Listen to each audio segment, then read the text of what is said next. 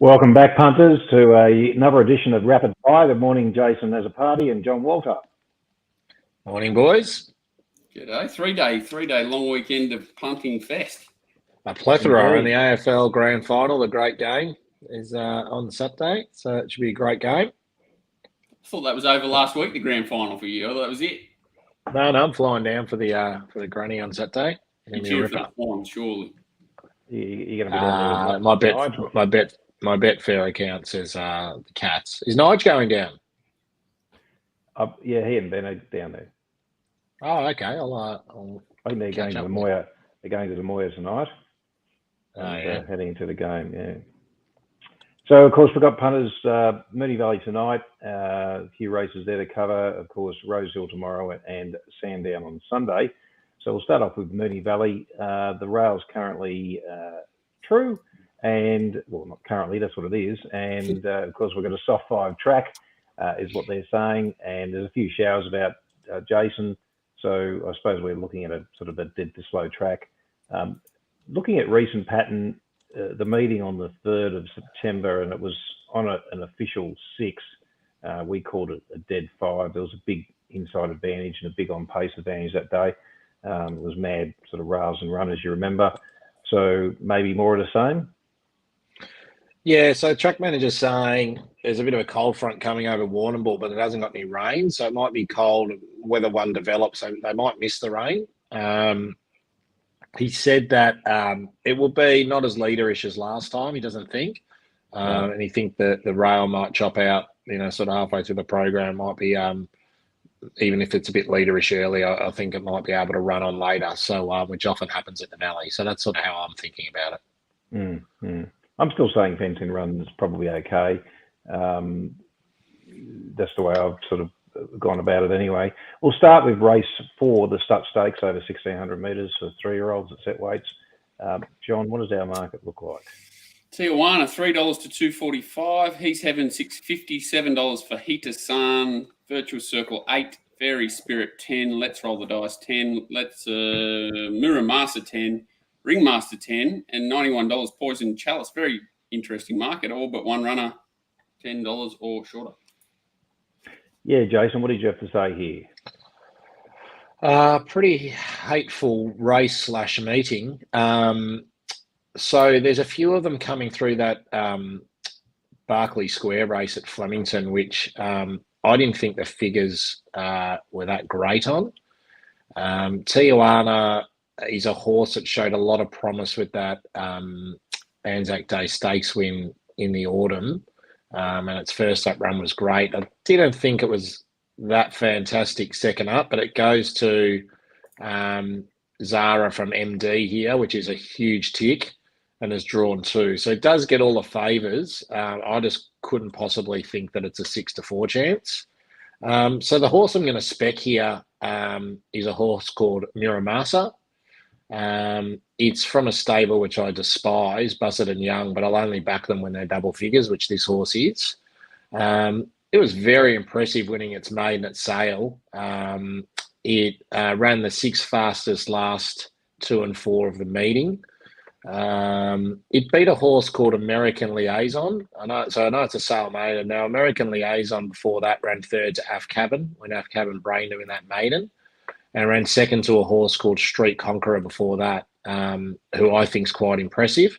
And Street Conqueror at its first run had run 3rd by an Atmosphere and Fast Witness. Fast Witness ran 2nd in that Berkeley Square race. So I can take a line of form through there.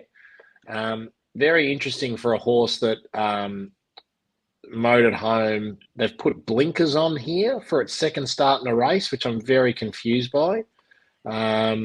But maybe they think that, it was a little bit all over the shop, did look a bit immature, and maybe they'll help it get it on the job. So anyway, I just thought in a race that I didn't love, the more favoured runners, I thought this horse may have untapped ability, and at $10 I was going to spec it. Look, I actually thought the blinkers were a bit of a negative for that horse that you mentioned. For me, disclosure there, I've already backed the favourite. I do think the favourite is clearly the one to beat here. I do agree, though, that race, the Berkeley Square race, was substandard, but I do think that there's not much here to beat, and I think it gets all favours. As you say, it gets the big tick. Michael D to Mzara, which is about £4 of a bonus on my figures. I couldn't possibly back anything else in the race. It's just a clear cut for me. John? Yeah, like kind of in between the two. I tell you when I get to the right one. I was right with Jason here. 100% exactly the same thoughts, as in hate the stable, like the win because it was raw and did a lot wrong. Don't know what the blinkers will do, but happy to sort of think it's the only horse I could possibly spec because it's, drawn low. Blinkers got upside and hated the rest of them. Like Berkeley Square should have put a bigger hole in those horses last start, and it's the only horse out of that race I've got much time for. So, yeah, I'm not much help, but think I'm on the same line of thinking as Jason by default. The only thing I'll say is if the Heat of Sand ran up to its figures last prep, then it would be the one to beat here. And it would certainly give the favourite a hell of a race. I just doubt whether it's come up as well as it did last prep. And that's what worries me a bit for it. It would have to sort of improve. Totally agree. To challenge. Yeah. Totally agree. Totally agree. Okie dokie, let's get straight on to the Moir. Race 7 over 1,000 metres at weight for age. John, what's the market look like? Ely $4, Rothfire $4.20, $7 Cool and Gatter, $8.50 Generation, $8.50 Zoo Style, $14 Bella Nipotina, $14 Extremely Lucky, $16 September Run, $18 Isotope, $19 The Inferno, $21 Malkovich, $61 Maliva. Jason, you want to go first here? Because we'll give you the honours for being Melbourne. Yeah, sure. I priced this race up and then went to the market and had a bit of a shock. So I've clearly got Paul Ailey on top here. The 1,000 metres for me is potentially the only drawback, but there's going to be good speed. Malkovich only knows one way. Cool and Gatter's going to want to push up. I don't think she can hold the lead, so she's going to, get boxed in on the fence. Obviously, that Zoo Style, that missed the kick last start, but you'd think that's just going to be handlebars down. Generation's going to be going forward. So I think, I can sort of see it getting one off the fence, 3 back, but it might get caught outside Rothfire 3 wide, but I sort of don't mind. I think it's going to have the stamina to be close enough, but also sit wide here. And I think I'm banking on later in the night, it not being a bad place to be. So, look, this is worth, potentially $10 million to them winning this race as a Group 1 winner. This is kitchen sink job, J-Mac flying down, love the trials, and I think it's got the most ability. We'll be having a good bet on it at the price. I think $4.20 sensational. I've always tipped the Inferno on this show. It'll be about 50s. I'll be making sure I don't lose on it. And Generation's in the same boat. They're trying to make a stay-in out of it. Needs a Group 1. Maybe 1,000 metres of maybe 11 and 12 just stretched it out. And maybe if you give it the benefit of the doubt, maybe 1,000 metres is just going to suit it and they can just go as hard as and it will keep going. One at the Valley before as well. So they're my sort of, I'm Paul Ailey from Generation, but I've got Paul Ailey clearly on top. Look, I've got Paul Ailey favourite. I don't think there's any value in the current price. It's Rothfire. And I think the issue for Paul Ailey is I think it might get back a little bit further than maybe what you're thinking. And look, by this stage of the night, if they're running on, that could suit it. But and I'm not potting it. I've got a top pick, but I'm not going to back it. Certainly at not that price. Rothfire worries me a bit because if it ran up to that number first up at Moonee Valley, it's clearly one of the top chances. I just think that they might have eased up on the horse a little bit, and that's what worries me a touch. I don't think there's any spoil in the 7-2. Cool and Gatter, as you know, I was against it heavily first up when it ran favourite. I mean, look, it does have the SP, and it is surprising that they bet $10 it, and Rothfire had that 6-1 SP, I think, against it. So, but I'm against Cool and Gatter. I don't think it's made the age improvement. Look, I do think there's a bit of value in Generation here. I think it will map well.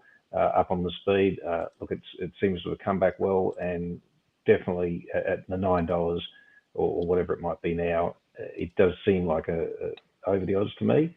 And Zoo Style is one of those other chances, with Bella Nipotina and, there's a few others, I suppose, there that have got place chances. But look, it's a very competitive race, as these always are. But for me, I suppose the bet would have to be Generation, looking at the prices currently. John?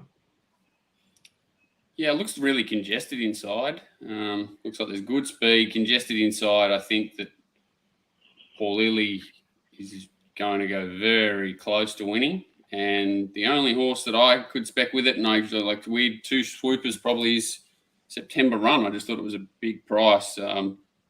McEvoy suited. He'd be the sort of horse that could stalk Paul Lilly and be dangerous late. I just don't think there's too many chances here. They're all very similar to the last start. I don't find that race strong. I know they ran fast time, and I agree Rothfire probably got the edge off him after that 1,000-metre run, which I don't think will help him. I think Paul Lilly Fresh will be far stronger and more dynamic than Rothfire late. So I think Paul Lilly goes very close, and I could have something on September Run. Yeah, fair call. It's one of those races, isn't it? I mean, I won't be betting big in the race, that's for sure.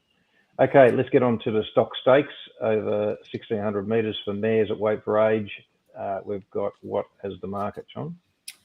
Kiss on All Four Cheeks off that big win last start, $2. Foxy Frida $5, Lady of Honor $5.50, $7 Daisies, $9.50 Elusive Express, $18 Sione, and Skyhorse $41. Jason, what are you thinking? The favourite here, or you've got another view? Yeah, look, I actually, she had the perfect setup last start, thought won well. I'm just not sure about her at the mile. And I think she's a little bit better potentially earlier in her prep. In saying that, she also looks like the one who's sort of ready and here, but I just no way I could take the price. I think there will be decent speed, even though it's a 7-horse race, because you've got Skyhorse who'll want to go forward, and it's on a 6-day backup or 5-day backup from last Sunday. And Lady of Honor, it's a pretty fierce running horse. So there could be genuine speed here. There's two horses who I think could Quinella the matriarch on the last day of the Flemington Carnival, and that's Foxy Frida and Daisies in this race. If you look at Foxy Frida's form at above a mile, it's sensational, and her 4 runs at sort of 1,700 meters, she's won and run 3 seconds, and 2 of them I still don't know how she got beat. I just do know they're aiming it for the matriarch, so I'm not sure it's ready, but I thought she was good in that Kiss on All Four Cheeks run last start. So I like Foxy Frida and Daisies as horses. I can't back the fave, so I'll be having something small Foxy Frida. But yeah, as I said, just not sure it's going to be the right day, but she's a quality animal, Foxy Frida. What about you, John? Yeah, I like Daisies too. I just really liked its run first up. I just scared Gate 1 may not be its go again. Needs a good ride, but if it gets it, I think it's the value. Kiss on All Four Cheeks runs the trip. It'll go very close. That was a very strong win last up, but definitely hard to take for me. That sort of the step up 14 to a mile, taking even money, if it's not proven, is always difficult. So, yeah, I'd be specking Daisies very small in a race that I don't really like the look of too much. Look, I've got the favourite on top. I think it should be longer. I'm probably 11 to 8 before I could sort of be interested in backing it. Outside that, I don't think I'll be betting in the race. And look, it's a no-bet race, basically. I mean, I'd want much better price than favourite. All those horses you mentioned have got cases, I think. Okay, let's get on to Rosehill. But of course, before we'll talk about Top Sport, who interestingly have posted a couple of tweets lately, John, that talks about them wanting to actually reduce turnover, but they are still one of the corporates that offer the fairest deals, and of course they do bet you these limits from the time they go up. I will check in with Tristan, of course, to make sure that these still apply. But, I believe they do. They've removed a Bob and a few other things at the moment, but I think they're trying to still, these sorts of feature races, they're still trying to hold them up, but a lot of things have reduced. So I'll double check. That's probably smart. I'll check in with him and see if we can get something for Melbourne as well that spells out what the offer is. But anyway, punters, if you don't have an account, of course, get in touch with Tristan or one of the team and they'll get you sorted. Now let's get on to, as I said, let's get on to Rosie Hill. Currently, what track is, what are they saying here? It's a 5 or a 6 or something. Yeah. Still showers about, isn't there, from what I can see? And possibly more rain tomorrow, or showers tomorrow anyway. Another 3 to 5 mil is what the Bureau is saying. Look, in terms of rail, let me just flick over to the day. True. Yeah, rail true. What are your thoughts going into this race, John? I'm really scared, just from a setup point of view, that rail true has been really putrid, as in rails in run, as soon as it sort of gets to that 6-7 range or worse. So big difference to whether we see a 4 or 5, and you can sort of settle rails in run and be fine, or you have to sort of potentially be off the fence and coming a bit wider. So it's a dicey situation to sort of try and rock this and line this meeting up. They've missed most of the rain so far, so you got to kind of set it up neutral. But yeah, I think in the running line's the safest place to try and find horses, which is not normal for Rosehill. Well, last meeting on the 27th of August there, Rail True, rails and run was horrible. You know, you basically wanted to be lane 2 or 3, didn't you, between the 800 and the 400. The last 4 or 5 meetings in that spot hasn't been kind to the inside. So I think that you're best approaching this, that the rails as a risk, which does create some interesting narrative for one of the races, of course, we're going to be talking about. The first of which is the Golden Pendant, race 7, over 1,400 metres, set weights and penalties for fillies and mares. John, what's the market look like? You wouldn't want to have your last on this race, I don't think. Espiona just blew to 480. Look at that. $6.50 Nimalee, $7 Startontes, $10 Jamea, $10 Palacepan, $12 Expat, $13 Catalan, $16 Raduna, which is the horse that looks to have firmed and caused those other two to push. $20 Electric Girl, 21 Meg, 26 Dynasties, 26 Mirror Vision, 26 My Whisper, 31 Dalcini, 101 Gin Martini, and Papali, 101. John, why don't you lead here? Yeah, no problem. It's obviously a race, big field, so we should get some decent pressure. There's not, a crazy amount of on paces, but hopefully enough to allow all runners their chance, because I couldn't really find any of the on paces that I really want to be with. Just went searching for value because it's not a race that I think I can be too excited about from, like too many definitive chances. I think My Whisper's big price, I saw it was, $31, $26 around. I think it can improve significantly out to 1,400. Our man Willie Pike on it, not ideal, but on these sorts of horses, he can certainly do the job well enough. I thought Catalan, just because it's very well set up from a fitness perspective, I thought it wasn't at its best there at Newcastle last week, and maybe the couple of earlier runs took its toll a bit. It could improve off those, and it's drawn to be sort of down the middle and strong. Espiona, jury's out on it for me. Nimalee's short enough, quality enough horse coming out of the right race, but I thought looking for value was the play here, and Catalan and My Whisper were the two I would be happiest to have something on in a hard race. Jason? Yeah, torturous race, I thought. I like My Whisper as a horse, but I don't think she went that well first up. I actually thought the overs was Electric Girl. I'm just going through her form since she's joined the Hawk stable. I think it's been pretty solid. I think 1,400 metre will be okay. I think she'll get a decent run up in speed. I thought at $17, something small each way was... I could find more reasons not to back things for reasons to back things here. So I just found it really hard. So that'd be my view. And, I'm just interested to see what Espiona does from that gate out there. But I'm just starting to think she's a Melbourne horse. I don't know what she is.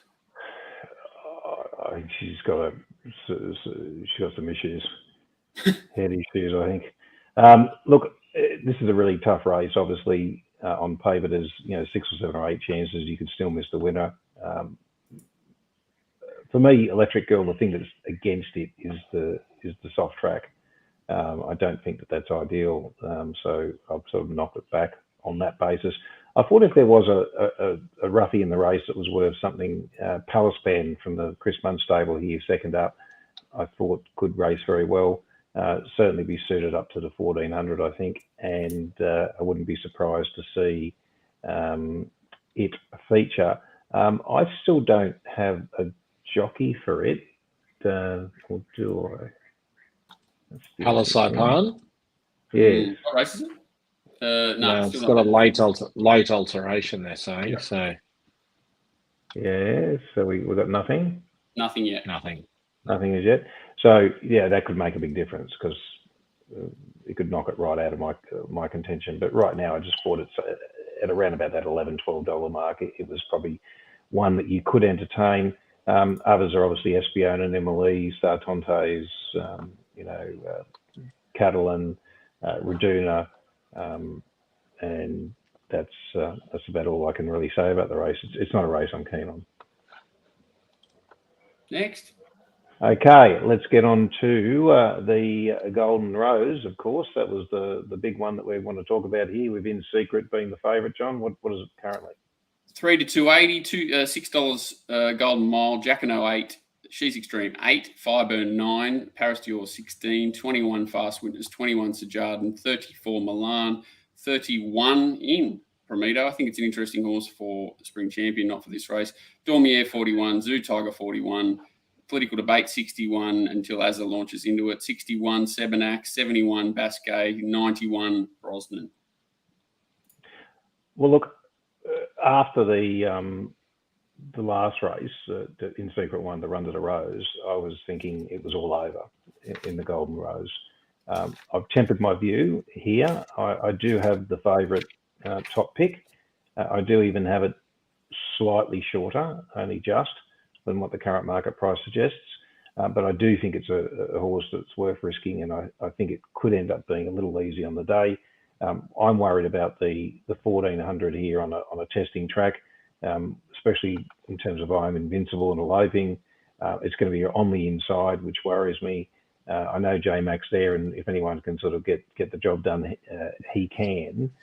I just think that she represents some sort of risk here, and is probably not the ideal 7-4 chance that you want to be steaming into. In terms of other hopes in the race, I think Fireburn was certainly can improve. She's Extreme can improve. Golden Mile, I think, some of the odds, as I think Jacquino is. And I do think that Prometo, the one that you mentioned earlier, John, has got some chance under the conditions. And even a horse like Fast Witness is not hopeless. So Paris Door, I'm against. I don't think it's come up. So, look, for me, I'm saying the favourite is the most likely winner, but it's not one that I want to back. And if I had to try and force myself to back one now, I think I'd come up a bit short. Who's next? Either or. Me. Yeah, I agree. In Secret is certainly the default. Very strange scratching. I thought a Best of Bordeaux, which leaves the race with no real leader. Maybe Zoo Tiger and Dormier, Basquet, something goes forward, but there's no real leader, which will help J-Mac, I think. Obviously, big race, some pressure, there's no doubt, but I'd be very surprised if he goes to the fence. He's too smart for that unless he gets pushed there. And yeah, I would be amazed if it didn't get its chance, but I agree, not a lot has to go wrong for the 280 or whatever to be scary. And if he does get boxed in and it's down the middle, it changes the way the complexion of the race. But yeah, Fireburn and She's Extreme is certainly the two horses that can improve significantly. It's just a big question mark over all this 3-year-old form. Even Best of Bordeaux look pretty average, and although In Secret gave it a touch up last time, it's a big worry over all that form. Whereas they've basically had a barrier trial back. She's Extreme and Fireburn both love the soft conditions if they come. And if it's down the middle, they can both improve. I agree. Golden Mile was flattered last start by the margin and how it looked. I think it looks like it wants a mile plus, which may be okay here. It can certainly win. I don't think it's really a betting race. There's no real roughie other than that Prometo, which is going to be back on the inside. So it's going to need plenty of luck in that section to be okay. But I could find that I could, even justify backing a roughie. So it's it's a competitive race for me, but not a great betting race. Agree. Yeah. So I haven't got it being that wet. So I was assuming it was going to be relatively dry here. Yeah. And I just figured there'd be decent speed, even with Best of Bordeaux out, just being the type of race that it is, that something's going to go forward. And so, look, I thought I wanted to be against In Secret. I know one thing you guys haven't mentioned, it's synthetic hoof filler first time. So I don't know what that's about. I did ask you about that, and they said it's just purely cosmetic. I know that's the answer from most stables. They said it's purely cosmetic. I'm not concerned by synthetic hoof cosmetics. If I put a wig on, I don't know why you'd put. No, it's just like so say like they put the nail through, and it just to cover the. It's not in an integral position. Okay. And then I went back to the history, and 8 of the last 10 winners have come through the Run to the Rose, and I think have run a place in it. And the other 2, one were in the Stan Fox, which is now a race that's after this race with the reprogramming. So history tells you've got to run to the Rose and run pretty well to win it, which takes you to the fave. I don't know why. She was super impressive. I can't find a hole in her. I just, for some reason, can't take the prize. I think if there's a bit of DF, I thought Jacquino was super impressive first up. They've always had a big boom on him. Brought him up from the slipper. He ran okay. He's definitely made an improvement for me from 2 to 3. They've always had their eye on this race. It's not an afterthought. Their gun trainers, D Lane comes up. I'm just worried he's going to get too far back, but you got to put your, D Lane, from 5. He's just got to put him midfield, and if the gap's open, I do think he's good enough with obviously Af Cabin franking that form and the dominant win last week. So he's probably a bet I could have, but to be honest, I'll be and Sir Jardin I thought was all right the first up too, but I'll be watching the footy and watching the replay of this later and thinking about it for races going forward rather than worrying too much about this. I'm not that excited about this Golden Rose. I agree. It's so weird that its last 100, that In Secret was like, oh, fuck. Like, you just like, oh, okay, it'll just be winning. Serious horse.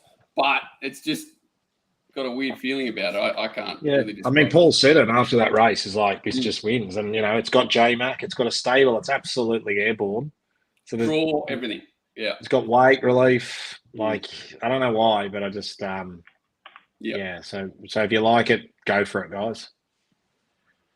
Okay. So I suppose too, she's got to battle the filly, having never won it either, but 3 out of the 5 in the market of the fillies. So maybe this is the year for them.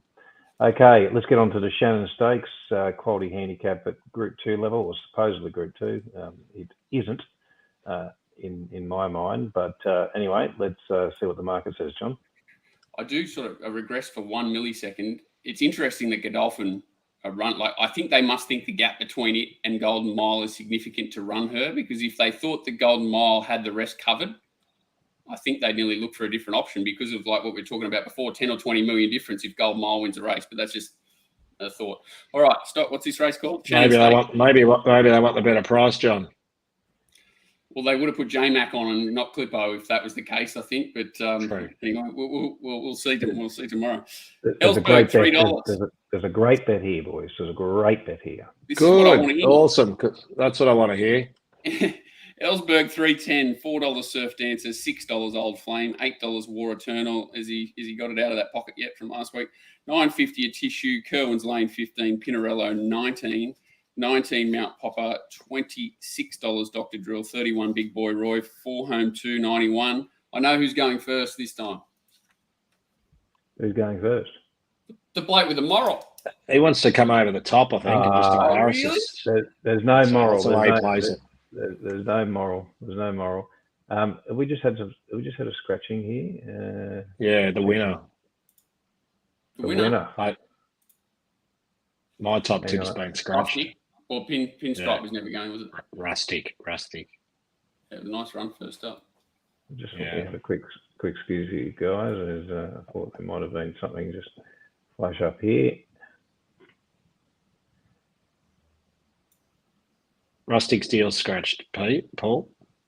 Right. Is that your bet? No. Oh, okay, because that was more okay. It was one of the chances, and I think I made it a horse to follow. Look, I've got Ellsberg well in this race, and I'm not saying it can't win. It's one of the chances, but I'm gonna have to be against it. For me, the value is all about Surf Dancer. I think they bet tremendous odds here early, and God bless them. Let's hope we can translate that into a result. The forms of this horse has never been better. Its last preparation was clearly superior to its previous. It's had 2 trials in between. It's only been out for 76 days. Regan Boas has got a good record for the stable first up, and obviously down in the weights. I just think this horse is extraordinarily well placed, and if the leaders can get away with it, then it's one that can steer to the right part of the track, hopefully, and get the job done. And it's the one I like. I wish Ellsberg wasn't in the race, so Tim was riding it. I was like, this is the first question I asked, like, mate, did you have the choice between Surf Dancer and Ellsberg? He's like, he was already committed to Ellsberg. I'm not saying that he would have gone the other way. I didn't ask him, but yeah, I was kind of surprised Tim chose or was on Ellsberg and not Surf Dance, because it stood out to me too as probably the better horse with upside down in the weights. What can Tim ride at? No, whatever, 51. So Okay, it was definitely not a weight issue. Yeah, no, he was supposed to ride Ellsberg 2 weeks ago, and he asked him for a favour so he could go down and ride Alligator Blood the day that Jason destroyed my life in the last 50 metres there. So yeah, no, so he sort of was whether he felt like he owed them or he was already committed. He was committed one way or the other. I agree. Surf Dancer, clearly the horse to run down. I can't take that price, Ellsberg. It's not that sort of horse for me. He's a very tradesman-like horse, but and he'll get the right spot and run well, but he's not a 2-to-1 horse for me. I agree with you, Paul. Surf Dancer is the one on the up, and I thought that the Toppy's a very, very good horse, Mount Popper, and I just wouldn't let him go around 20-to-1 plus a loser. What have I got here? Mount Popper? Okay. Yeah, I can't entertain it. Sorry. That's all right. No, he's trialled up well. He's just a very quality horse. I also don't quite understand the price. Gold Flame, 28 days off. Yeah, I'm just saying price. I'm not saying it can't be competitive. It seems short to me. Even the one down the bottom seems short. War Eternal. War Eternal seems short. Yeah. What price have you got a tissue, Paul? $20 a box for you. That's what you need. That's what so he can wipe up his alligator tears, John. We need some tissues. I needed a bath towel for that. Look, I'm going to say probably around about 14-to-1. Okay. It does seem. It just. Is that your only comment? Mine. Yeah. On the race, I'll be honest. I spent like 40 minutes on this race. It's 40 minutes of my life I never get back. Just yeah. I've ended up on Rustic Steel. Felt really good about it, and then it got scratched just as I refreshed. So just spat the dummy. So I watched that Surf Dancer trial behind Expat. I was like, yeah, okay, well, I'll take. Yeah, I wouldn't be betting, but if I was, I'd only be betting on what Paul just tipped with the amount of confidence he has. So, but again, I'll be probably watching Robbie Williams at the post-game entertainment at this stage. Okay, let's talk about the Group 1 Underwood on Sunday at Sandown Hillside. Weight for age, small field. What does the market look like, John, now? These are my sorts of field sizes.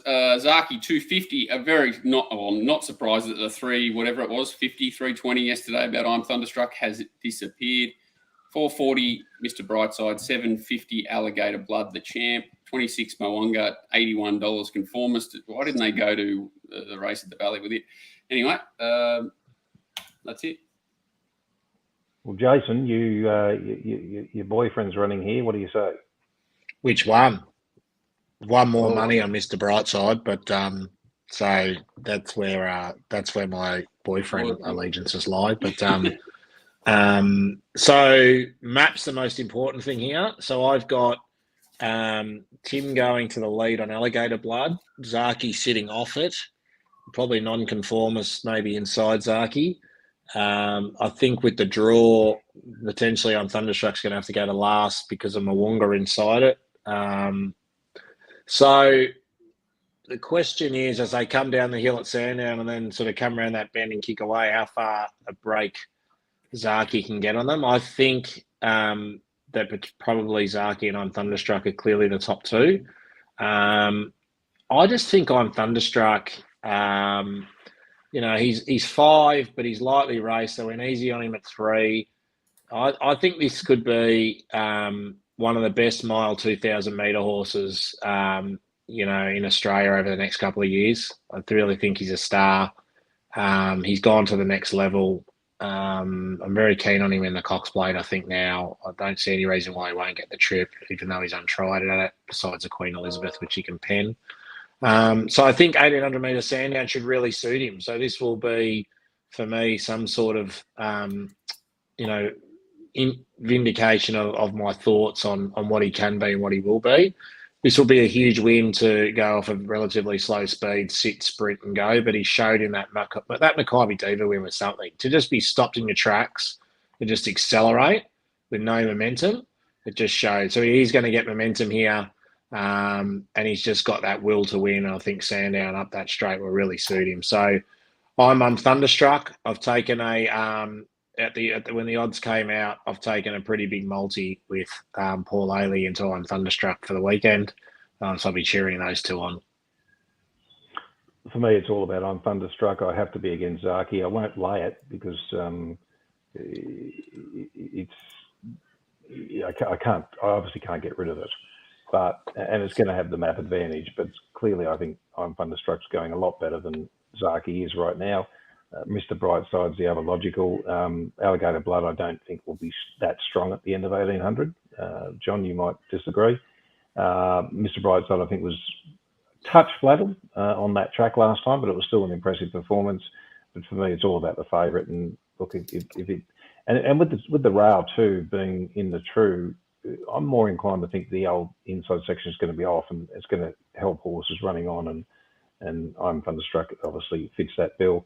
So bit of a sticky map, not ideal obviously, but I think you're getting a premium for the risk. And so I'm going to go with I'm Thunderstruck. John.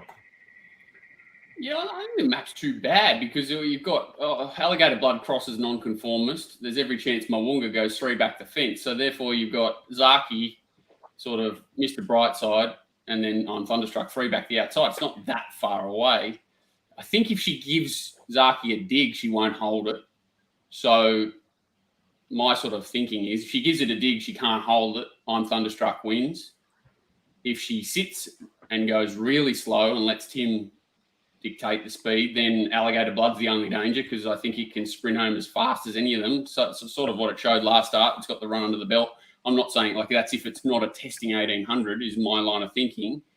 So the only two horses I think can win are Alligator Blood if they absolutely walk and it'll outsprint Zaki and I'm Thunderstruck. And if they go along at any sort of tempo, I'm Thunderstruck will run over them and I'm Thunderstruck may still run over them even if they go slow. So I can't understand why it's not sort of closer to even money. Don't disagree too much with that. Maybe not evens, but certainly should be shorter, I think. Okay, boys, thanks for your participation today, and thanks, punters, for watching. Hopefully we can get a few winners for you over the weekend. It certainly is an action-packed weekend of racing and sport, and good luck in whoever you're betting on in the football or whoever you're cheering for. And we'll see you back on Monday for a review of Saturday Sydney card. And, of course, we'll do a separate show with Peter Lawrence there to talk about the ratings and some of the performances that have come out of Melbourne over the weekend. So thanks, guys. Thanks, boys. Good luck, Azza. Good luck, everyone.